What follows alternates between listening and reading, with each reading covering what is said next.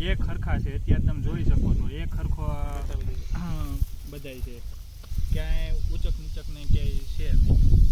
એક ખરખો અને દાણામાં સારું છે અને ઢળવાનો પ્રશ્ન છે નહીં.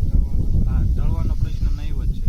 તમે જોઈ શકો ને, પણ જો એક ખરખા ઊભા છે. રોગ બધા આજુબાજુમાં છે જ તે બધાને. મારે ઉપર ઘઉં છે, આગળ છે, તો એ બધાય કહે છે કે ભાઈ આ વેરાયટી કરાય.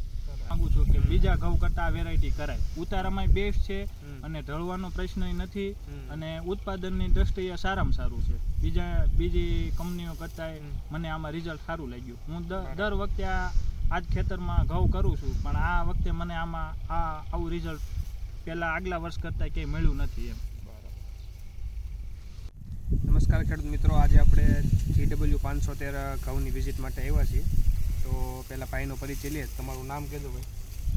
કમલેશભાઈ રણછોડભાઈ રજોડિયા, ગામ લાઠી, તાલુકો લાઠી, જિલ્લો અમરેલી. જિલ્લો અમરેલી. બરાબર. 513 ઘઉંની માહિતી તમને ક્યાંથી મળી પહેલાં? હવે આ આપણે રવિભાઈ છે ને, રવિભાઈ કોટડિયા. હા, રવિભાઈ કોટડિયા, એની યુટ્યુબ ચેનલમાંથી હું જોતો વિડીયો, એમાંથી જાણકારી મેળવીને મને આ માહિતી સારી લાગી. આ વેરાયટી એના હિસાબે મેં કર્યા છે. કેટલા વીઘાનું વાવેતર કર્યું? 4 વીઘા. 4 વીઘાનું. વીઘામાં આપણે કેટલા નાખેલા? 1 વીઘામાં 20 કિલો.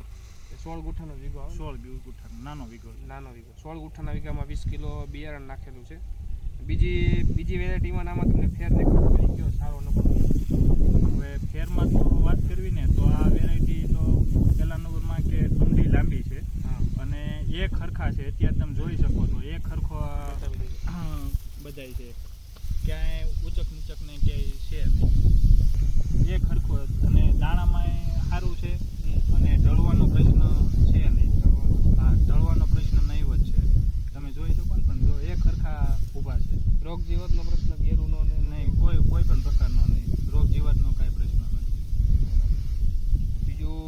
બીજા ખેડૂત મિત્રો આજુબાજુના તમારા કંઈ જોવે છે તો શું રિવ્યુ શું આપે? હા, બધા આજુબાજુમાં છે જ તે બધાને. મારે ઉપર ઘઉં છે, આગળ છે, તો એ બધાય કહે છે કે ભાઈ આ વેરાયટી કરાય. ઘણાય મને, હું સુરત હોઉં તોય મને પૂછે છે કે આ વેરાયટી કઈ છે તમારી એમ. ભાઈ પોતે સુરત રહે છે. અત્યારે આ ઘઉં કાલે કાઢવાના છે એટલા માટે આવ્યા છે. એવું કેવું છે કે ઘણા આજુબાજુના ખેડૂત મિત્રો પણ કહે છે કે રિઝલ્ટ ઘઉંનું સારું છે. બીજું કાંઈ તમારા ખેડૂતને ભલામણ કરવી હોય? હું તો ખેડૂત મિત્રોને એવું કહેવા માંગુ છું કે બીજા ઘઉં કરતાં આ વેરાયટી કરાય. ઉતારામાં બેસ્ટ છે અને ઢળવાનો પ્રશ્ન નથી અને ઉત્પાદનની દ્રષ્ટિએ સારામાં સારું છે.